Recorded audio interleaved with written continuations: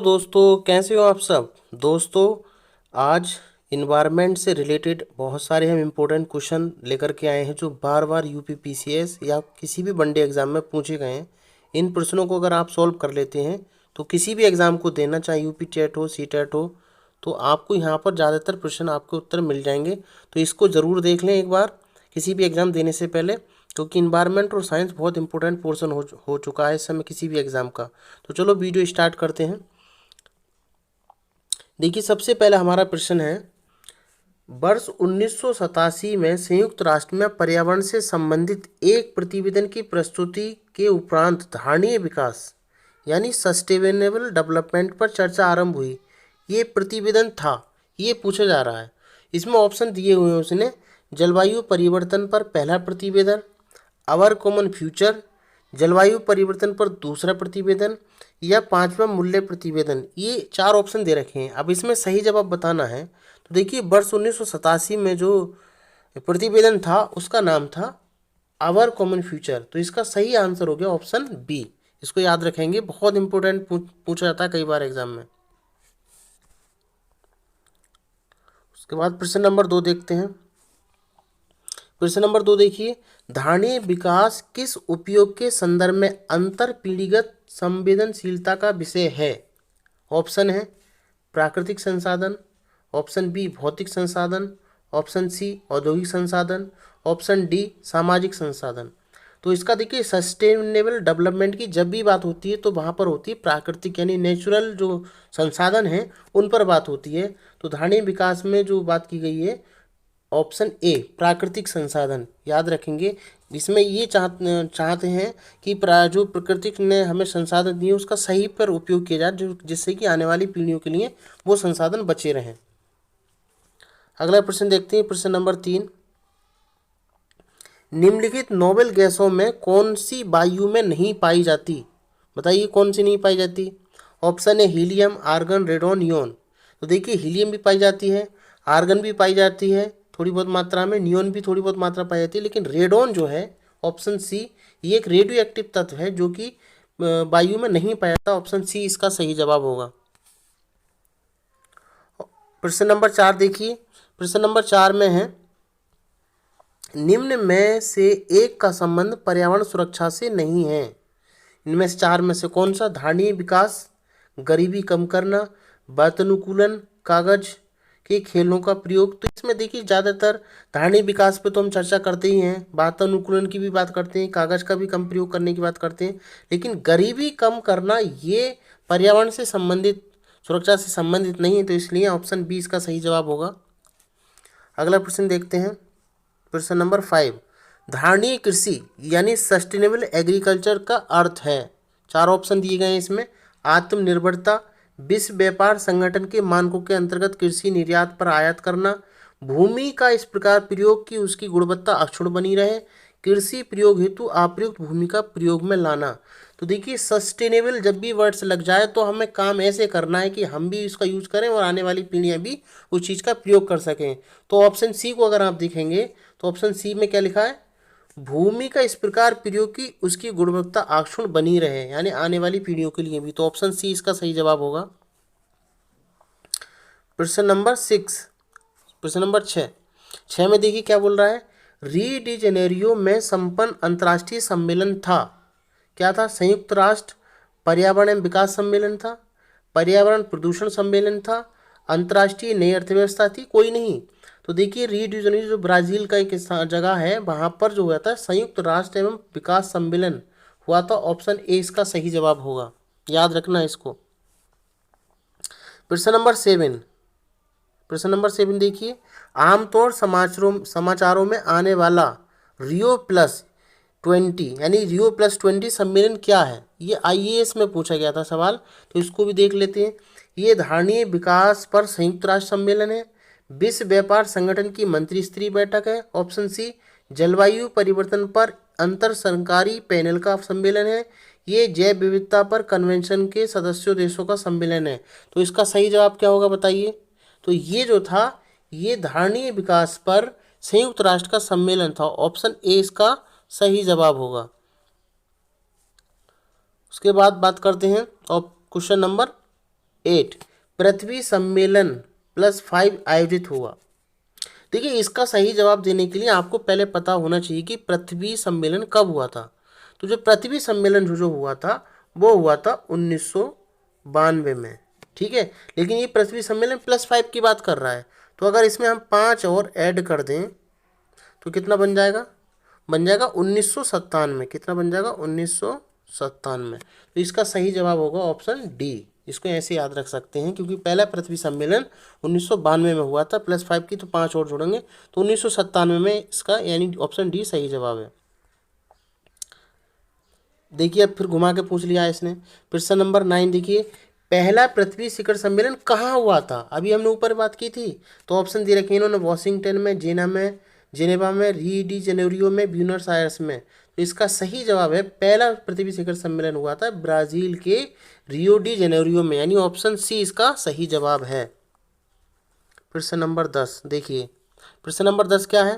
प्रश्न नंबर 10 है, राष्ट्रीय पर्यावरण अभियांत्रिकी शोध संस्थान, शॉर्ट में इसको नीरी कहा जाता है, अवस्थित है कहाँ पर है? तो नीरी का जो नीरी जो है वो कहाँ पर है? ऑप्शन सी यानी नागपुर में।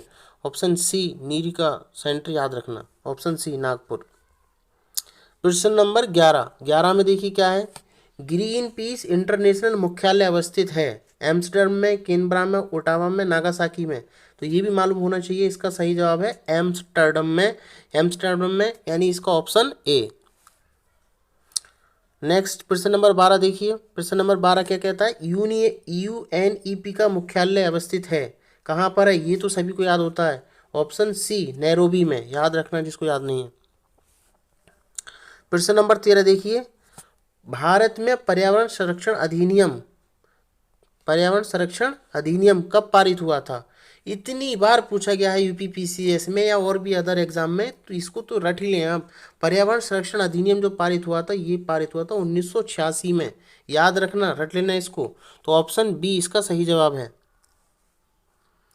प्रश्न नंबर 14 देखिए, प्रश्न नंबर 14 क्या है, एनजीटी यानी नेशनल ग्रीन ट्रिब्यूनल भारत सरकार द्वारा स्थापित किया गया था, बहुत बार पूछा गया है। तो क्या जवाब होगा इसका? ऑप्शन सी 2010 में बना था एनजीटी, ऑप्शन सी। उसके बाद नेक्स्ट प्रश्न पर चलते हैं। प्रश्न नंबर 15, विश्व पर्यावरण दिवस मनाया जाता है कब? मनाया जाता है अभी तो निकले ये जून में, याद रखेंगे 5 जून को मनाया जाता है, बहुत पूछा जाता है ये टेट वगैरह में। प्रश्न नंबर 16, पारिस्थितिकी निम्नलिखित के बीच पारस्परिक संबंधों का अध्ययन है, यानी किस किस के बीच संबंधों का अध्ययन है? बताइए, पति और पत्नी का, कॉमन नॉनसेंस है। मृदा जल का, मनुष्य और वन का, नहीं भाई, जीव और वातावरण के बीच का अध्ययन ही कहलाता है पारिस्थितिकी यानी इकोलॉजी। आगे बढ़ते हैं। प्रश्न नंबर 17 देखिए, पारिस्थितिक तंत्र की संकल्पना प्रस्तावित किया गया था, यानी किसने दी थी संकल्पना?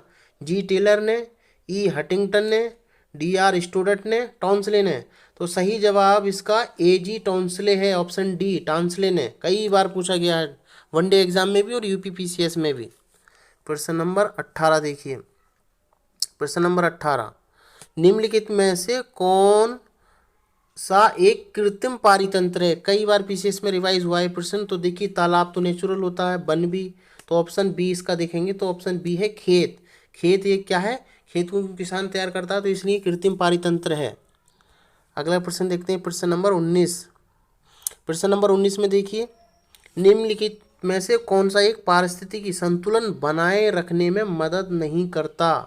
कौन सा नहीं करता भाई? देखिए, वन रोपण लगाएंगे, वन लगाते हैं, पेड़ लगाते हैं तो संतुलन में मदद करता है, बिल्कुल सही है। वर्षा जल का प्रबंधन करते हैं तो ये भी हेल्प करेगा। जैव मंडल भंडार करेंगे तो ये भी करेंगे। क्या वनों को काटेंगे तो ये मदद करेगा? नहीं करेगा ना। तो ऑप्शन ए इसका सही जवाब है, ऑप्शन ए।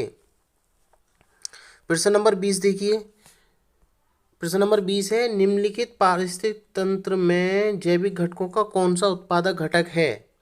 तो देखिए, उत्पादक पूछ रहा है तो गाय तो उत्पादक नहीं है क्योंकि खाती है, ये भी, मोर भी, बाघ भी। हरे पौधे उत्पादक हैं क्योंकि ये भोजन बनाते हैं अपना स्वयं, ठीक है। नेक्स्ट प्रश्न देखिए, प्रश्न नंबर 21। प्रश्न नंबर 21 बहुत इंपॉर्टेंट है, कई बार पूछा गया है। 10% का नियम किससे संबंधित है? जब फूड चेन आप पढ़ोगे तो उसमें बताया जाता है, तो ऊर्जा का खाद के रूप में एक पोषी स्तर से दूसरे पोषी स्तर तक पहुंचना, ये ही 10% का नियम है, ऑप्शन ए। याद रखना, जब ऊर्जा एक स्तर से दूसरे स्तर में जाती है तो 10% ऊर्जा कंज्यूम यानी कम हो जाती है, घटती जाती है। तो इसलिए 10% जो नियम है ये फूड चेन से रिलेटेड है। नेक्स्ट क्वेश्चन देखते हैं, प्रश्न नंबर 22। देखिए रिपीट करके पूछ ले जो अभी हमने बताया ऊपर। एक पारिस्थितिक तंत्र से ऊर्जा की मात्रा का एक पोषण स्तर अन्य पोषण स्थानांतरण के पश्चात ऊर्जा क्या होती है, बढ़ती है, घटती है, स्थिर रहती है, या बढ़ सकती है, घट सकती है। तो अभी बताया अभी 10% क्या हो जाती है, घट जाती है। तो ऑप्शन बी सही होगा इसका। प्रश्न नंबर 23 देखिए, प्रश्न नंबर 23 में क्या है, प्रश्न नंबर 23 है, पारिस्थितिक तंत्रों में तत्वों के चक्रण को क्या कहते हैं। रासायनिक चक्र कहते हैं, जैव भू रासायनिक चक्र कहते हैं, भूवैज्ञानिक चक्र कहते हैं, भू रासायनिक। तो देखिए पृथ्वी पर ही हो रहा है ना चक्र ना, तो वहाँ पर जैव की भी और भू यानी दोनों की बातें हो रही हैं, तो इसलिए आंसर बी होगा इसका, जैव भू रासायनिक चक्र। अगला प्रश्न देखिए, प्रश्न नंबर 24। निम्नलिखित वृक्षों में कौन सा पारिस्थितिकी मित्र नहीं है। कौन सा पेड़ है ऐसा जो कि पारिस्थितिकी मित्र नहीं है। भाई बबूल बहुत काम की चीज़ है, नीम भी, पीपल भी, लेकिन यूकेलिप्टिस, यूकेलिप्टिस जो होता है पारिस्थितिकी मित्र नहीं है, क्योंकि ये पानी को बहुत सोखता है और आसपास की ज़मीन को भी बिल्कुल बंजर बना देता है, तो इसलिए पारिस्थितिकी मित्र नहीं है यूकेलिप्टिस। अगला प्रश्न देखते हैं, प्रश्न नंबर 25।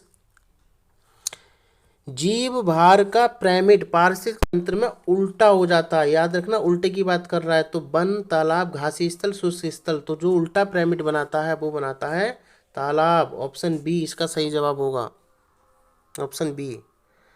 अगला प्रश्न आ गया, चिपको आंदोलन संबंधित है। चिपको आंदोलन किससे, पादप संरक्षण से, बाघ से, घड़ियाल प्रजनन, पादप प्रजनन से। तो चिपको आंदोलन तो सबको पता होगा, उत्तराखंड में हुआ था और पेड़ पौधों को रोकने के लिए पेड़ों से चिपक गए थे काटने से रोकने के लिए, तो ये पादप संरक्षण से संबंधित है, ऑप्शन ए। नेक्स्ट प्रश्न देखते हैं, प्रश्न नंबर 27। दो भिन्न समुदायों के बीच संक्रांति क्षेत्र कहलाता है, क्या कहलाता है, ऑप्शन डी इकोटोन कहलाता है, इसको याद रखेंगे। प्रश्न नंबर 28 देखिए, प्रश्न नंबर 28 क्या है, इंपॉर्टेंट प्रश्न है। जैव विविधता को परिभाषित किया जाता है, किसी पर्यावरण में विभिन्न प्रजातियों की श्रेणी, किसी पर्यावरण में रोजाना मौसमी परिवर्तन, ऑप्शन सी एक प्रजाति की दूसरी प्रजाति से भिन्नता, भौतिक घटकों का किसी पर्यावरण पर प्रभाव। तो देखिए जितनी ज़्यादा प्रजातियाँ होंगी उतनी ही क्या बोला जाता है, जैव विविधता ज़्यादा है। तो ऑप्शन एक देखिए आप, किसी पर्यावरण में विभिन्न प्रजातियों की श्रेणियाँ, तो यही हमारा सही जवाब ऑप्शन ए। अगला प्रश्न देखते हैं, प्रश्न नंबर 29। प्रश्न नंबर 29 क्या है, सर्वाधिक जैव विविधता पाई जाती है, कहाँ पाई जाती है, टुंड्रा वनों में पाई जाती है, शंकुधारी में पाई जाती है, उष्ण कटिबंधीय वर्षा वनों में पाई जाती है, या शीतोष्ण वनों में। तो ऑप्शन सी देखिए, ऑप्शन सी कहता है उष्ण कटिबंधीय वर्षा वनों में सर्वाधिक जैव विविधता यानी बायोडायवर्सिटी पाई जाती है, इसको याद रखेंगे। प्रश्न नंबर 30 देखिए, बहुत पूछा जाता है वनडे एग्जाम में। शांत घाटी अवस्थित है, सबको मालूम होगा, उत्तराखंड में, केरल में, अरुणाचल प्रदेश में, जम्मू कश्मीर में, बताइए।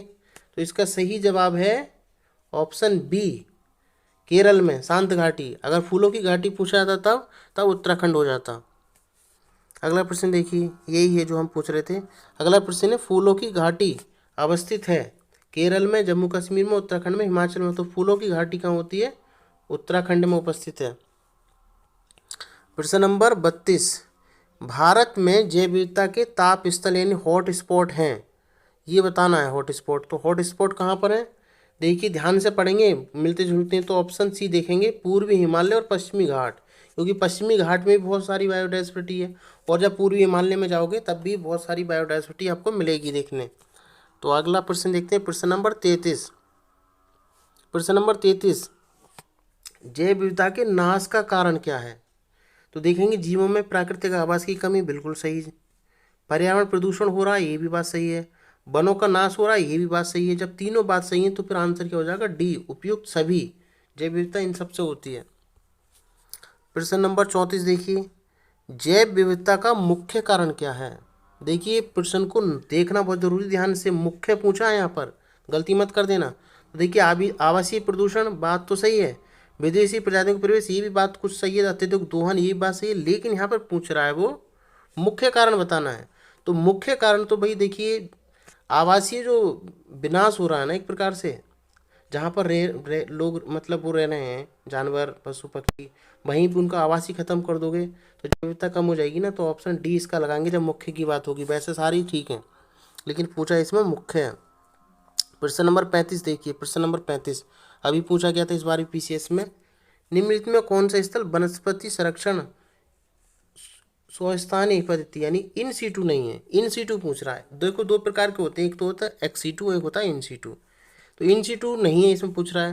देखिए बायोस्फीयर रिजर्व ये इन सीटू है, राष्ट्रीय पार्क है। अब इसको उठा के कहीं दूसरी जगह तो नहीं ले जा सकते, तो इसलिए इन सीटू में ही आएगा ये भी। वन्य प्राणी अभ्यारण्य तो ये भी वहीं पर रहता है एक ही जगह। लेकिन बॉटनिकल गार्डन जो है कहीं भी तुम इधर तैयार कर सकते हो, तो इसलिए इन सीटू नहीं है। तो ऑप्शन हमारा बी होगा। ठीक है, ध्यान रखना इन सीटू जो चीज़ जहाँ है वहीं रहे, और एक्स सीटू कहीं हम इधर उधर कर सकते हैं तो उसको एक्स सीटू बोला जा सकता है। तो इस तरीके से हमने इनको 35% देखिए। अगर आपको ये अच्छे लगे हों तो इसको, इस चैनल को सब्सक्राइब कर लें, क्योंकि इस तरीके की मैं वीडियो और भी बहुत सारी बनाऊंगा। और सारा पूरा पीसीएस यूपी पीसीएस 2024 पर फोकस है, उसकी मैं पूरी तैयारी कराऊंगा। इसको सब्सक्राइब कर लें जिससे कि आने वाली वीडियो का नोटिफिकेशन आप तक मिलता रहे। धन्यवाद।